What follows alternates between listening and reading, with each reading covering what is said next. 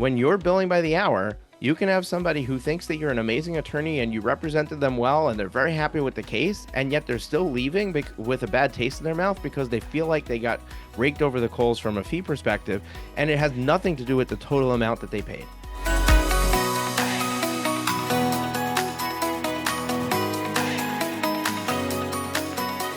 Well, hello and welcome to another guest interview here on the Profit with Law podcast. I'm your host, Moshe Amsel, and I'm excited for the conversation today. Why am I excited for the conversation today? Because it's resurrecting an episode that I did back in 2019. I pulled it up here on my computer so I can give you the details. The Death of the Billable Hour, episode 26. You can get it at profitwithlaw.com/026. Back then, I basically made the case for why hourly billing versus flat fee billing was not the way to go. And it's been something, I don't know if I would say it's a crusade of mine, but it's been something that I have used with hundreds of clients to flip the script for them on their business growth and profitability. And flat fee is not the only way, right? There's also subscription, there's value-based pricing, there's contingency fees. Contingency kind of takes its own life, right? Like people who are in contingency practices, they know who they are, and those percentages are pretty much set for them. It's not like you can charge the right amount. Perhaps you can run the business more efficiently, but that's not really where the focus is here on the show. The focus is on the flat fee and the subscription side. So I'm excited today because we've got the subscription attorney, Mathew Kerbis, who has his own podcast. Is it Subscription Attorney Podcast? I forget. Law Subscribed. Law Subscribed. So definitely go subscribe to Law Subscribed. Check out the show. Love another podcast host here. We love to give each other love. Podcast is a medium that, although it's pretty popular, it's certainly has plenty of room for growth, and I think that there's so much great content out there for people to consume. So check out Law Subscribed, Mathew Kerbis' show. But Mathew, I'm not going to give his whole bio because he told me I didn't have to. But he has kind of taken the torch of the subscription attorney, has built his business model around the subscription-based business, and he has been interviewing people who are successfully running subscription-based practices, and we're going to have all kinds of conversation around that. So I'm excited to jump into that conversation. Mathew, welcome to the show. Thanks for having me. Happy to be here. All right. So, Mathew, I start with something really easy. People who haven't heard of you, they don't know who Mathew Kerbis is. They never heard of Law Subscribed. Give us the broad strokes. I mean, you are an attorney. How'd you become an attorney? How'd you end up becoming the subscription attorney? Take us through that journey. Yeah, absolutely. Happy to. And I'll do it at a high level for folks here today, because I know with you, we're going to really be able to get into what the topic of the podcast is, which is Profit with Law, and how subscriptions, I think, are the best and most profitable model for attorneys. But if folks want to, they can just do a search or ask Perplexity or your favorite AI-powered answer engine. And you just say, who's the subscription attorney? You'll see the spelling of my name, Mathew Kerbis, and you just type in MathewKerbis.com. It's Mathew with one T. And that's every podcast, every interview, every talk, everything that's been recorded I've ever given is on there. And I go into some details in some of those that are more detailed on my background. But essentially, I was billing time at an insurance defense firm while unintentionally building a book of business. And my clients that weren't insurance defense clients, but were transactional clients, they hated me billing them by the hour. I found that I was thinking about time equals money in my personal life, absolutely hating it, and just thinking that there had to be another way. And at the same time, I was involved with the American Bar Association. I learned about the access to justice problem. I myself am I'm getting close to paying off my student loans, but at the time I had 6 figures of student loan debt, which a lot of young lawyers do. I'm no longer a young lawyer. At the time I was. This was like 2018, 2019 time. And I just was like, there's got to be a way to solve all these problems. Wow, you aged in 6 years? Like, right. There's got to be a way to solve all these problems. And so I stumbled on the subscription model, really, and saw that there wasn't a lot of resources for that in particular. So I started the Law Subscribed podcast after doing a lot of interviews for that and being all in on the mindset of time doesn't equal money, value output equals money for clients, that I had to, and that's problem avoidance too, which is a lot of where the subscription model finds itself, finds a good footing, is issue spotting and problem avoidance for clients. Is I just couldn't continue to bill time. And so I had to practice what I preach. I had to leave. I had to start my own practice, which is much easier than changing a practice within a practice. And now it's been, at the time of interview, almost 3 years that I've been doing that. And at first revenues were fine. Like, I was profitable right away. I didn't pay myself much in the beginning, but then I quadrupled my revenues, then I doubled my revenues, and we'll see at the conclusion of year 3 what I did to my firm revenues. Going in from year 2 to year 3. But other lawyers I've had that I've talked to on the show on Law Subscribed, they also, it doesn't take long to get a 6-figure practice when you're leveraging the subscription model, because you've got recurring revenue and you're incentivized to keep your clients happy to stay subscribed. Yeah, the truth is that subscription model is one of those models where it's really slow growth at the beginning, because when you get one client, it's recurring and you're getting that every month, but you don't get more until you get a second client, and you don't get more until you get a third. But all of a sudden, when you're 12 months, 18 months in, 24 months in, and you've been building that, there's a little bit of churn. Some people have left, but pretty much, people are staying. That starts to build on itself, and all of a sudden, doubling, tripling, quadrupling your revenue becomes the norm, like, because you're building off that base, right? So Right. every time you're adding a client, you're adding it exponentially. So I love the subscription model in theory in general, right? I not specifically for law, like just it. I love the model. I love it as a consumer. I love knowing that I'm going to pay, $10 a month, and my kids can watch any Disney movie they want. Um, and I don't have to worry about it. I don't have to worry about, oh my gosh, should I pay the $25 for them to rent that movie now? Like, is it worth it? Or are we really going to sit here for 2 hours and watch it? Or is it going to expire in 7 days and they're never going to finish it? So the subscription model, just as a consumer, like, first of all, we're getting more and more used to, living it, and Mhm. breathing it. It's becoming difficult because our expenses are recurring, and less in our control, because once we're sucked into that subscription, we're there. But at the same time, as a consumer, you know what the value is, right? So then when your clients on the other side of that, they're the consumer, and the value is there for them, that you have to figure out how to make that case for the value. And I think you already started to allude to that in your intro, where you basically said, hey, you got to find what the problem is. It's risk avoidance, right? Like, they need to have something they're trying to get away from. Right, and something that I've come around to saying is, when your clients are paying you every month, even if it's a little bit, like, I think it's really important for the market that you're trying to serve, that you find a de minimis amount that's still meaningful enough that your clients are going to want to use those subscription benefits that come with even that de minimis amount. So for me, I'm targeting the latent legal market. I'm targeting folks and small business owners who have long been outpriced by expensive billable hour attorneys. And so I start at $20 a month, because, like, they are paying subscriptions that are like $20 a month, right? Like, what does it cost to be a Costco member, Amazon Prime, Netflix, all these other subscriptions that they may have. So that's where I'm starting.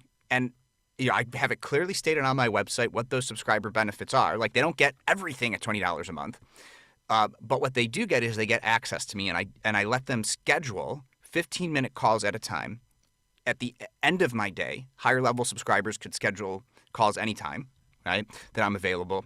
But what they do when they're talking to me, and I'm happy to talk to them, is I don't think of it as like, oh, I just spent 15 minutes. I don't think of time equals money. I don't have a billable rate, right? I'm helping them avoid a problem. If they need me to do work, review something, draft something, if it's one of my fixed fees that are priced out on my website, all my prices are on my website, by the way, subscriptionattorney.com, including my engagement agreement, everything's there. It's there for lawyers, it's there for clients. And it's $50 a page. So if it's not specifically stated as to what the fixed fee is for, like, a prenup or for something else, right? And I have subscription add-ons on those websites too that start when something happens, like a asset purchase agreement. As soon as that letter of intent is signed, boom, we're off to the races. It's another X amount a month, right? And I don't have all my prices memorized, but it's on my website. They are bringing me other things, and I'm able to tell them, well, if this happens, then you got to think about this. If this happens, then you got to think about that.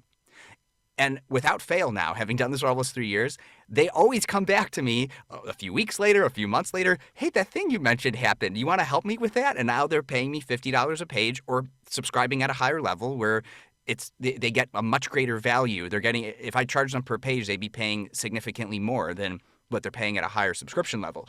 So it allows you to develop a relationship with your clients, and I call it making money marketing. That's what you're doing. You're making money marketing. Sure, you could spend money marketing, but when you charge as little as I charge, like I don't spend any money on marketing. I'm also serving a very different market, and I can't compete with the spend of law firms that are bringing in millions of dollars. So I consider it making money marketing at that low de minimis subscription level, whatever it is for the market that you're trying to serve. I love this model. It takes a lot of guts to be willing to put yourself out there for $20 a month. There's no question about that. Like, from my seat as a business coach and helping, and the fractional CFO seat that I sit on a lot of firms, I I would push my clients away from it. But I see the genius in it too, as you're explaining it, because starting people at that really, really low amount is very enticing. Like, who would say no to that? Like, no, nobody has to think about a $20 a month commitment. Like, there's not a lot of thought process that goes in there. There's not a lot of, little birdie in my brain telling me, don't do it, don't do it. But at the same time, you've developed the scenarios that would give them those opportunities to elevate that subscription. And I'm just curious because I'm sure that with the level of awareness that you're doing this with, you probably have the data around this. Do you have metrics on how quickly somebody elevates their subscription, or what and also what's like the most that you're charging? And I'll before you even answer that, I'll tell you that in our last Law Firm Growth Summit, and for those who don't know, the Law Firm Growth Summit is a virtual conference that we put on. We bring in about 2,000 law firm owners into this event. We have 50 plus speakers for 3 days, share a ton of content. It's free to register. Our next event is coming up the first week of February. When this gets released, it might not even be out yet, open for registration yet, but you can go to lawfirmgrowthsummit.com to check it out. At our last summit, I do a couple of coaching hot seats when I'm there. I had a gentleman who it does subscription-based practice for businesses, and he's charging $60,000 a month in his subscription for his clients. Like he's got like 7-Elevens and stuff like that where they have some significant legal action sometimes taken against them, and the value is there for him. But I'm only sharing that because people think, oh, what could it get to already, right? Like, no, there are clients willing to pay a lot of money for a subscription, and there's everywhere from $20 a month to what your imagination can reach. So, what's your experience been? Yeah, I mean, first of all, Moishe, make an introduction. I want to have him on Law Subscribed. That sounds amazing. That's the highest ticket subscription I've ever heard of for a law firm. And one thing what I'd like to ask him, and what I'm curious to know, because it's not a true subscription if it's like pre-selling hours. And so like that is a big thing, and I want to let folks know about that. No, he's not doing that. Okay, perfect. Yeah. So, because then you're all about how quickly, how efficiently can I get this done? Can I do a turnaround? And sometimes turning things around faster is more valuable for clients, and they're willing to pay more for that, right? And stay subscribed if you have a good subscription plan. So, my subscription started $20 a month, and at least on the website, it goes up to $5,000 a month, which is really only for like larger companies that are still not large enough to have a full-time in-house attorney. Right, I've got more clients in like the $1,000 to $2,500 range that are just smaller businesses, and when you think about it, like in that range, for less than minimum wage, they have a lawyer on their team, for that year. Right, like up to $30K annually. Now, I'm not in their business every day, but now the business owner. They don't have to worry about the legal stuff. They're just going to send it to Kerbis. That's what they're going to do, and then we could schedule a time and talk about it with them. Now, I've had some clients that are at the higher level, and a couple are still there, and some have come and gone, but. What I've been doing with them is even a little bit different. Like the more they pay you, the higher touch you want, because you do want them to stay subscribed, but you also want to remind them about all the value that you're giving them. So I've done like like weekly or monthly on sites because even though I'm a virtual law practice, I practice state law in Illinois. And so I'm inherently local. Like I'm involved with my local chamber of commerce. I said I didn't do any marketing, but I do a lot of networking. I'm on a lot of boards, right? And that translates into business for me. That's a very local. So I'll go in person and I'll do other things that I don't even necessarily promote on my website, though I've been thinking about adding some of that. 'Cause some folks want like a little bit of FaceTime with their lawyer, like actual FaceTime, and they're willing to pay a premium for that, right? Um, and what I've also found, because I do the retail side, which is a much smaller percentage of my revenue, but when I started, I'm a mission-driven law firm, and when I started, I wanted to be able to be the most affordable attorney.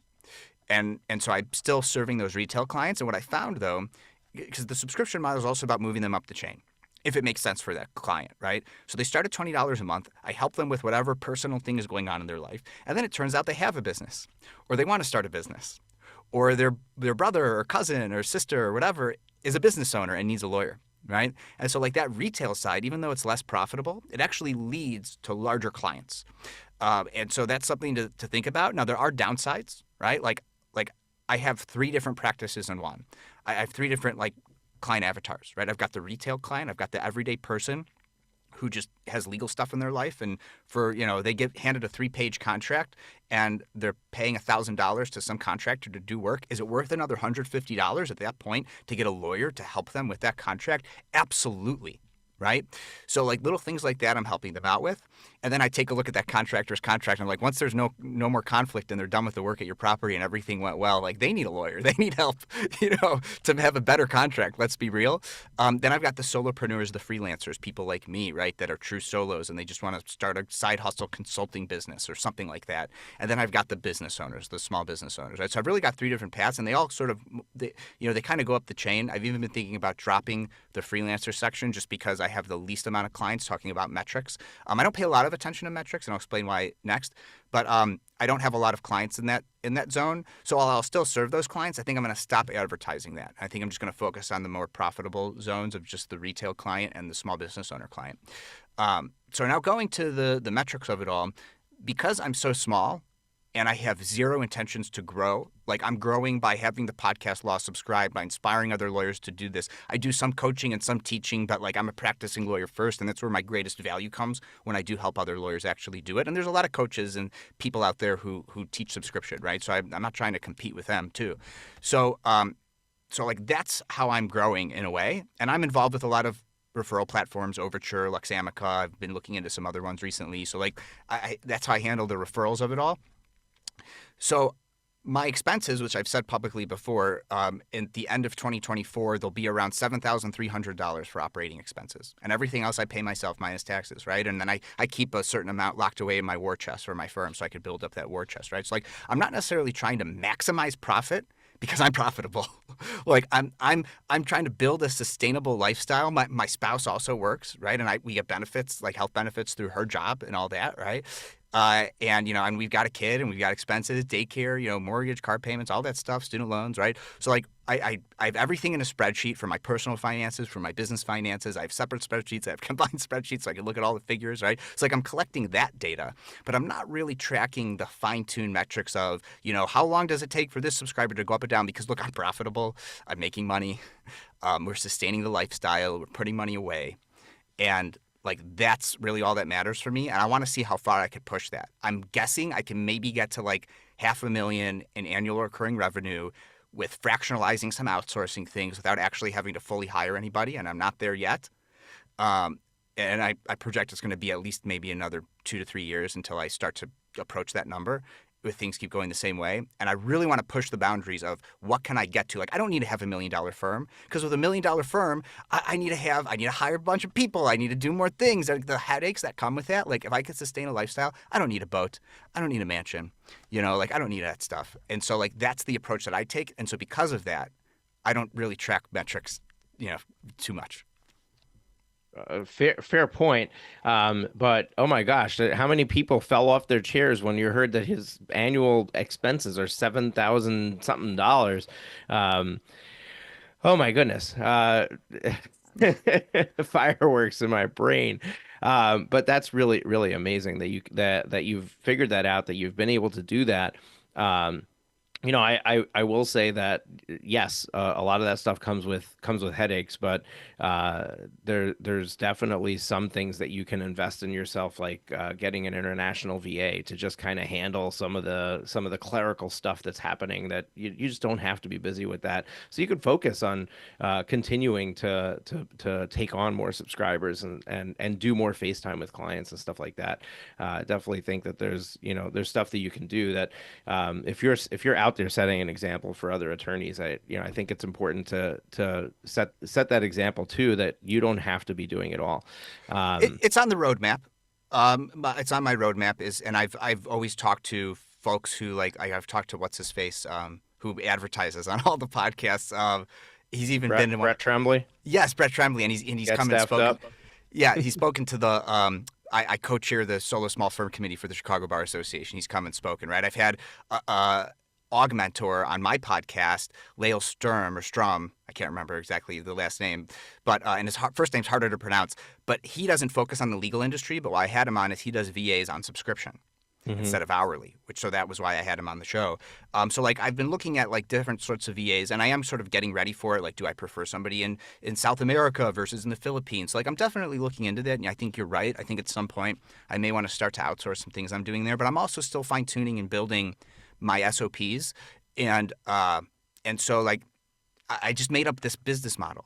I Right. took parts of subscription and software industry and startup space and some subscription stuff some other lawyers were doing, like Kim Bennett, and I learned from people who came on my podcast. So I'm making a Frankenstein model that I've invented. So Right. before I bring in a VA or a fractional associate or another solo who's I want to bring in and have them do some work for me, I'm still building those out. And so once those are sort of more built out, and they don't need to be perfect. For all the folks tuning in for some legal coaching, I just need them to be good enough, and they're just not good enough yet because I'm still building the boat as I'm sailing it. But maybe 2025 is the year that I finally do that. And if this goes live in 2025, which probably will, maybe I've already done it when you're listening to this episode. Right. Awesome. Love that. But really, what I like about your story, and this is important for people to pay attention to, is that you know what you want, you know what your needs are, you know what your desires are, you know what your family needs are, you know what your financial needs are, and you're comfortable with that. So many people who listen to the show, who come onto events that we do, come on coaching calls with me, even join my programs. Very often there's a complete lack of clarity about what the end game is. And I think that that's really important to hone in on, even beyond, subscription, not subscription, what kind of business model you're building, but what kind of practice are you building? What's your vision for yourself? How big do you want to get? How much do you want to make? And you said, hey, I don't need a boat. Guess what? There's a lot of people who want $1 million in income, and there isn't a boat on the horizon for them, right? Right. I have 7 kids. For me, the minimum that my family needs to make to survive in the New York area is 350,000. It's insane. Yeah. So to think a $500,000 practice would be sufficient for somebody in my shoes, probably not. So I think it's important for everybody to know your situation, know what you want, know what does 5 years from now look like for you. And if you actually need help with that, there's a great book out there. Um, it's called Living Forward. It's written by Michael Hyatt and Daniel Harkavy. It is a short read. As a matter of fact, if you're listening to the show and you would like me to gift you that book, send an email to info@dreambuilderfinancial.com. We'll put this in the show notes. And anybody who sends an email saying, hey, I would listen to the podcast, I would love to get the book Living Forward, I will personally drop it in the mail and send it to you. It is basically a book that walks you through creating a life plan. And it looks at all the different domains of life. It really gets you thinking about things. One of the exercises in there is to write your own eulogy, which is so powerful, right? So powerful to really think about, what do I want to be known for? And that's actually how I got into this business that I'm in, because I was in IT. And there was this moment where I had this realization that I don't want to be, when I die, I don't want them to get up there and say, he was really good at resurrecting servers in the middle of the night after ransomware attacks. Like, that just wasn't my calling. Yeah. And that really changed the trajectory of what I do and why I do it, and everything about my existence is because that's where I want to be. And I love that you're so sure about what you need and what you want. They're like, it's fine. Like, I got no worries. I'm just going Yeah. to build this thing. We're just going to figure it out. And I think that's part of your success is just the fact that you're not worried about it.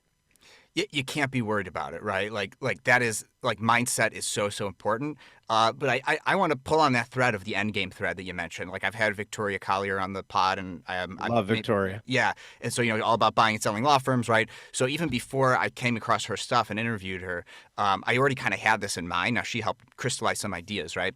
But come up with a brand name instead of like a trade name instead of it's your name. You want to create a saleable asset, and I help clients buy and sell businesses too. So this is like part of what I do, and so that's why my firm is Subscription Attorney LLC. Right? Like you're building a brand, something that's saleable. Recurring revenue is always going to be more valuable. You could sell that for many more multiples than you could sell based on receivables and other things when you're billing by the hours or on contingency, right? And so you got recurring clients. Now, one of the reasons why I also want to grow, to touch back on what we were talking about earlier, is I want to build a team, even if it's a fractional team, even if it's just SOPs, because even if I build a brand, if it's still just me, I can't sell that. Like I could sell something that's got a team around it, right? So like the 5-year plan is maybe push it to the limits, and I think that I'm going to cap out at 500,000 or whatever that is in inflation with just me and fractional team. But eventually, if I want to sell, so years 6 to 10, 6 to 15, I'm going to have to build a team because I know, 30 years into this practice, I'm going to want to sell it. Yeah, I mean, right away when you told me your business model and as you were sharing, what went through my mind is you're the perfect person to create a franchise. Like I know. subscription attorney franchise. Like you create the system, the process, and then it's just like, here, let me put you through a month of training, 3 weeks of training, and you're good to go. You take a small percentage of revenue collected, and you can essentially really move the needle on the torch that you're carrying. Uh, Somebody tried to buy this domain for me recently, and when you said that, this is why it's top of mind for me. But I also own the domain to subscriptionattorneysplural.com. Because I definitely thought what you're thinking when I was just getting launched and started, and also I'm sure he's a friend of the show. He's a friend of my show, Steve Fretzen. Um, I love Steve. yeah, he The we, only we guy both I know who survived a plane crash. yeah, we live in the same town, Fredson and I. So he said the same thing. He came to the same conclusion that and he used to be in franchising too. So this was he was like immediately like there's franchising stuff here, and there kind of is, and I'm kind of doing that without actually doing that, and I'm still experimenting on the coaching side and helping other lawyers thing. But yeah, I mean that is one of the paths that my firm could take in the future is possibly just doing all the back office stuff. You're a lawyer, you're an expert, boom, you're slotted in, and frankly, what I've seen here. And I don't care. Look, I can't do everything, and I'm a solopreneur, so I'm happy to put it out here if there's other lawyers who want to do this. But I think the biggest opportunity for that are older lawyers, like who are further along in their practice. They're more senior. They're kind of ready to retire, but they have all this valuable legal knowledge, and they don't even need the money. Like you could slot them into this system where you do all the back office for them, and they just pick calls get scheduled on their calendar, and they just go on the Zoom or pick up the phone when it's time to have those calls. So I really see a huge opportunity there, and if I was 20 people, that would be one of the things that I would do. Love it, love it. All right, let's go back. We got a few more minutes that we can talk. I'm gonna go back to just real quick, make the case for why subscription, why is the billable hour dead? Why what's the big selling points? And then what I'd like you to do is I'd like you to just take us through how does somebody think about what am I creating a subscription around if I'm not doing, I mean, you're doing it for business clients. It's very easy to see how there's value to insert yourself into a business where they're going to have ongoing needs. But what if you have a different type of practice? Like what if you're doing estate planning or criminal defense or family law, any of those other consumer-based practices, is there a way to do something similar there? And what might that look like? So real quick, just gonna give the broad strokes. So the billable hour is essentially, and this we talked about this in the green room before we started. The billable hour is the ultimate ethical conflict for attorneys. And nobody sees it that way, but I, from an outsider, I'm not an attorney, from an outsider, I see it. It's obvious to me. You want the most money from your client wants to pay the least. So you want to rack up the hours, they want you to do it in as least hours as possible. Because your business model is built on racking up the hours, you are disincentivized from using international VAs, from using paralegals, from using legal assistants in your office because you're only going to use whoever can bill and you're only going to use the most expensive billing person unless that person's not available. So it's completely backwards from the efficiency that's available to you. And somebody who's running an efficient practice and is doing all those things would not be making money if they were doing the billable hour. So there has to be a solution that does not pit you against your client. And that's really where flat fee, subscription model, and contingency, all those come into play. Once you adopt one of those models, you now are in charge of your profitability and you get to push the work down to the least common denominator, right? So like, what is the cheapest way for me to get this done? And that's going to cause you to be innovative. That's going to cause you to create templates, to look for software solutions, to hire cheaper labor, all the things that are going to drive efficiency and allow you to handle more clients. So when we look at somebody who is billing by the hour, and I'm going to do this math on the fly right here on the podcast. I'm pulling out a calculator. Okay. Let's just agree that an attorney working in your firm at most can work 6 hours a day. Okay. Billable hours, right? So 6 times 5 days a week is 30 hours a week. Let's agree that they're going to take some time off. So let's do 48 weeks for the year. There's 1,440 billable hours for an attorney who's not working their butts off, right? They're just clocking in, clocking out, doing their work. If you're charging $350 an hour for that person, that's a maximum of $504,000 in revenue that you can earn in your firm for that attorney. Now, we're not going to talk about profitability, not profitability. We're just going to contrast what can that person do. Now, let's say you're doing estate planning. And let's say that you are using templates. You're using an assistant on staff to actually draft the documents, right? That estate planning attorney has to do the initial meeting, they have to do the signing meeting, and they have to review the documents. Maybe 2 to 3 hours for an estate plan.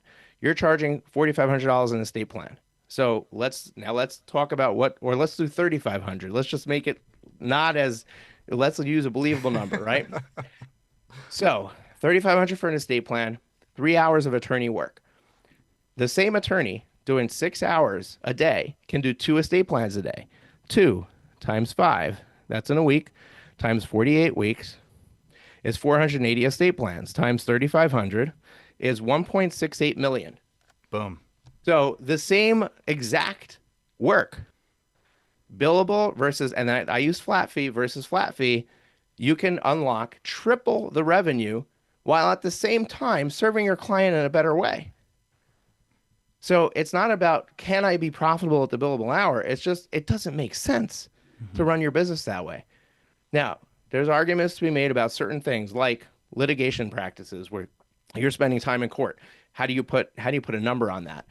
So we can talk about that. But in most practices where you're delivering a deliverable that you can determine what your risk is, right? You can determine what your take is gonna what you're gonna have to do to deliver it. You could come up with a fee that you're charging. Now, I love the subscription model because it gives you the best of all worlds. It gives you that recurring revenue. It gives you the ability to unlock that profitability, and it gives you the ability to serve clients who are not even needing to be served, which is really, really cool when you think about it. However, it also requires you to kind of, as we started in the beginning of this episode, figure out what is the pain point? What is the reason that they're going to want to spend the money every month to avoid a risk? And you have to figure that out. So I'm going to go back to you, Matthew.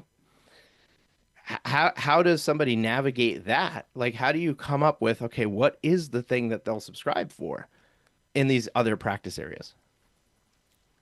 First, I want to say, if you've just been an audio listener of Profit with Law, it's time to go find the videos, because what I've done for you, and I'm sure you do videos because I see you got the Profit with Law up on the screen here, Moishe. is I've switched my background from my firm background to my podcast background because now we're getting into my podcast territory, right? So for those, I'll promo the show a little bit before the end here, and that's www.lawsubscribed.com because I'm having these conversations with lawyers, and you could hear from them and not just from me about this. But I'll tell you what you could do with immigration, with criminal, with family law in particular. What works really well in that space a lot on this podcast episode without actually saying it depends. But let's just say it here. It depends. Context matters. You don't always want a monthly subscription. I really like monthly. It works for being a deal lawyer and fractional GC, but it doesn't always work for every sort of practice area. But what's worked really well for the guests on my podcast in those areas, in those practice areas, are annual subscriptions. Because think about it. Even if you're billing time or you're doing a fixed fee to do the criminal and estate planning stuff versus family law, I know lawyers who use subscription and fixed fee for that. But let's say you're still billing hours for that. You're just doing just fixed fee for the other things. When the case is more or less concluded in court, you've got maintenance stuff going on, right? Okay, they have an estate plan done. Well, some consumers might think, okay, I have an estate plan. I'm done for the rest of my life. Well, you, the lawyer, if you're doing your job, you're telling them this is not game over. Like, things change in your life. You might buy or sell your house. You might acquire more things. You might have another kid, grandkids. You know, you're going to want to amend that. Well, an annual subscription that has an annual check-in, even just one check-in for a lower price, versus a higher annual subscription that has two check-ins, versus a really high annual subscription that has quarterly or monthly check-ins with them, right? Depending on that level of client. So you got an annual subscription there. Same thing is true, and this might be monthly. You might be able to do monthly or quarterly with this too for family law. Okay, you've got that divorce decree. You've got that marital settlement agreement. You got to comply, right? You might have questions, for your lawyer. They don't want to keep doing the billable hours then if you were doing that. And the reason I say it's okay to maybe do the billable hours and have this annual subscription maintenance plan, don't call it that, be creative with your naming, is because once you start getting that taste of that recurring revenue, you're going to want to figure out how could I do this for the actual litigation in family law, right? So if you could just switch over, that'd be great. But at a minimum, because now what's going to happen is they're still your lawyer. So if you're into marketing and CRMs and touch points and staying top of mind, when they're paying you every month or you have at least one annual check-in with them, you could not do all the CRM marketing stuff and you're still top of mind because you're their lawyer and they're paying you and they're maximizing their subscriber benefits, right? And same thing is true with immigration, right? There's a lot of things that happen post, or there's just like a waiting period where it's like a fixed fee and then it could just be monthly for like to do check-ins instead of doing hourly, right? And I'm actually have a talk I think later this week with an immigration lawyers association. I'm going to learn more from them. So the timing didn't work out for me to have more information for your listeners on immigration, but I'm still learning more about the immigration practice space that I don't have great answers other than like look at an annual subscription or a monthly subscription when you get into that waiting period, because they're still going to have questions, you're still going to have check-ins, things might happen, and whether or not you discount your fixed fees, like even for example, I know we're getting close on time here, so wrap me up if we have to, but like if you charge $3,500 for that estate plan, well, you might even be able to do some creative pricing where you say, if you sign up for our annual subscription, where you get one annual check-in, it's 365 days approximately from when we finalize your estate plan, that costs $350. But you can also get a 10% discount on other fixed fee work that we have. So it's going to cost you $3,500 anyway, but you're also going to be subscribed to our annual subscription as part of it. So see how many of them subscribe and stay on there, because they might not need changes in the first year, or they might. And then they do the changes at the 10% discounted flat fee rate, and then they stay subscribed for another year. So so yes, you're giving up that $350 on the first annual subscription, but the lifetime revenue from that client, and all the other work that they're going to bring to you because they're actually checking in with you once a year, you're going to make far more than what you give up in that first year, right? And so that's my recommendation to folks. Yeah, and like let's just take that last example, right? Like if you think about after those 12 months are over, right? What's the likelihood of somebody continuing to pay 300 something dollars a month, knowing that they're just A basically year, getting an annual check-in? a year, not a month, a year, 350 a year. 350 a year. Okay, Because it's so just that one check-in. You're just having a one meeting. So if your billable rate's 350 an hour, not that it should be, I don't think you should think about that. But like you're just having one hour meeting with them a year from now, right? Like that's all that 350 gets you. Yeah, so you can think about, and I do this on the tax side of our business, right? We try to get all of our tax clients on a monthly commitment because we want an ongoing annual relationship with them. We don't want to just do taxes at year end, Hmm. right? We want to have a conversation at least once a quarter where we're checking in. How you doing? What are some things that we can do to affect your situation? Right. So we put them into a subscription model basically. But what we do is at the front end, there's work that needs to be done that there's a lot of work when you first take on a client. You got to make sure that they're in a correct entity. You got to make sure that they're compliant with, you got to identify all the deadlines they have. You got to identify the opportunities that they're already missing. And depending on how close you are to tax time, you got a tax return to prepare. So what we do is we basically have an upfront onboarding fee that we charge. And that covers that upfront work and the tax prep of their tax return if we're more than halfway through the year towards tax time. So what you can do in the estate planning realm is you can say, hey, look, it's $4,500 to do an estate plan with a trust, but we also would prefer to have a lifetime relationship with you. We want you checking in with us every year to check, see if you have any life events that need to modify your plan. So what we prefer is to get into that kind of a relationship. So instead of 4,500 up front, we can do a $3,000 onboarding fee and X amount per month, $30 per month, $50 per month, whatever it is, where the first 12 months, they're saving money and it's a no-brainer for them to get into it, but the monthly amount they're paying is low enough that they won't want to cancel. Like Yeah. even if they don't necessarily see the value right away, they don't want to cancel. And then Matthew's, his idea of like, okay, we got to have touch points, we got to have ways of them feeling like they're getting value. You got to figure out how to bring them to the table, how to have that ongoing stuff where, hey, it's just a 15-minute check-in, once every 6 months, once every 3 months, whatever it is, you're putting in a little bit of effort, but that effort is just kind of like shooting the breeze with them. Hey, what's up? Tell me, are your kids in college? Are you, what are they up to? And if you keep a good database, you can pick up right where you left off. You don't have to remember everybody, and you can be that personable person.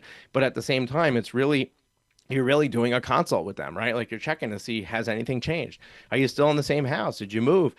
Stuff like that. And basically just kind of really figure out if there's any opportunity for them to have, to need an update. But then now they want to have that conversation with you. They want you checking in on their kids. They want you checking in on their grandkids and whatever. So it's not just the legal work that you're doing, but it's also just that personal relationship. So And if they've I think already it's paid you, then they don't feel like they're on the clock because they've already paid you. And so the relationship can be built. That's so important what you just said. Yeah, I love it. I love the model. I love the way that you can step into it, even if there's work to be done up front. And you can still monetize that.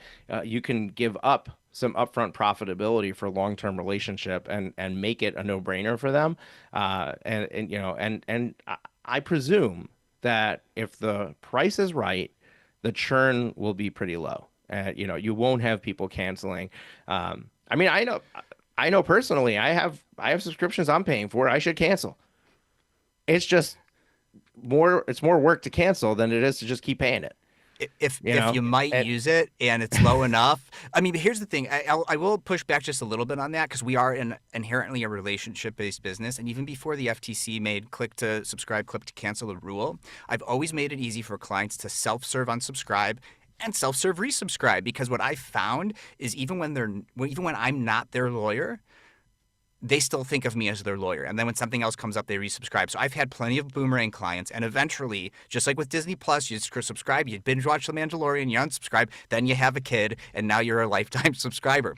Like, you got to, I think you can't think like a software business that's venture backed. You got to think like a relationship service provider and let them unsubscribe and resubscribe. Make it really easy. There's software solutions that make it super easy. yeah, and I think taking that to the next level, like keep a book of the unsubscribes, right? The Hmm. people who canceled and reach out to them. Yes. Not trying to sell to them, just hey, checking in, seeing how you doing. I miss you, you Maybe a know? newsletter, a freemium level subscription where you're giving still some value, some valuable legal information, even just so you're still top of mind for them and all that. Yeah. Yeah, love it. All right, folks, you know where to go. Law Subscribed, is it lawsubscribed.com? Yeah, yeah. lawsubscribe.com. Matthew, it's really been incredible having you on the show here. What I like to do when I wrap up is ask my guests to share with people how to get in touch with them, which you've already done, and I'll let you do it again. But also, like, what is one parting piece of advice or wisdom you want to share with our audience? So we've said it without saying it a lot through this episode, but really context matters, right? Lawyers are some of the smartest people I know. And I am patting myself a little bit on the back when I say that, but I think it's true. That's why they become presidents. That's why they become CEOs. That's why they do all these incredible things when it's not even practicing law. Give yourself a thought experiment that you're going to have. Just pretend that your local body, whether it's the Bar Association or the state Supreme Court, has said, next year, the billable hour is prohibited. It's banned. You have to start planning right now, right? What are you going to do? And it's going to be based on your context. What's your practice area? Where are you physically located? What about the types of clients who you want to serve, right? So like extrapolate all of what I'm talking about today and what my guests say on the podcast and apply it to your practice and give yourself 1 year of planning to do that and go do it. If people want to reach out to me, the best way to do that is LinkedIn. I mean, sure, I have websites, I have other things, but like, if you listen to Law Subscribe, you'll also hear some other things and catch up on some old CLEs where I've talked about this, and you won't get credit, but you can watch them. But LinkedIn, direct messages are open, connect, follow. That's the best place. That's where I'm most active on social media. Awesome. And my team is going to do an amazing job of putting all those links in the show notes for you. So if you click in the description of the podcast player you're listening to, everything that was just mentioned is linked there. And you can connect with Matthew on all of those social platforms as well as subscribe to his podcast show. And I'm going to go back and binge some of his episodes because I want to hear what other people are doing to create these subscription models in these other fields where it doesn't make sense naturally when you look at it, but when you start to think about like where's the opportunity, there's a ton of opportunity, and there's really no excuse for continuing the billable hour. You're really pigeonholing yourself into a much more difficult way to build a business and setting yourself up for clients who are unhappy even when they're happy. Like it's the craziest thing, and this is what I'm going to finish with is when you're billing by the hour, you can have somebody who thinks that you're an amazing attorney and you represented them well and they're very happy with the case, and yet they're still leaving with a bad taste in their mouth because they feel like they got raked over the coals from a fee perspective, and it has nothing to do with the total amount that they paid. It has everything to do with just how they feel about how it made them feel when they got each invoice. And if you can normalize that to something that's predictable, something that's expected, that completely changes the relationship. And whether it's subscription, flat fee, value-based pricing, whatever it is, there's something that could be tied to the result, tied to the process that is not going to be just an open-ended, possibility for them where it hurts every time they open that invoice. And you can completely change the relationship you have with your clients. You can completely change the trajectory of your business. And I love the subscription model. So if you can figure out how to implement that in your business, it's not gonna make you successful on day one. But come back 2 years later, 3 years later, and you've got that baseline of recurring revenue, and it's going to change your world. All right. Folks, you've been listening to the Profit with Law podcast. Really hope that you enjoyed the show. If you want to check out more ways to work with myself and our team here at Profit with Law, we have programs specifically for solos trying to grow beyond themselves. It's called Elite. Go to profitwithlaw.com/elite.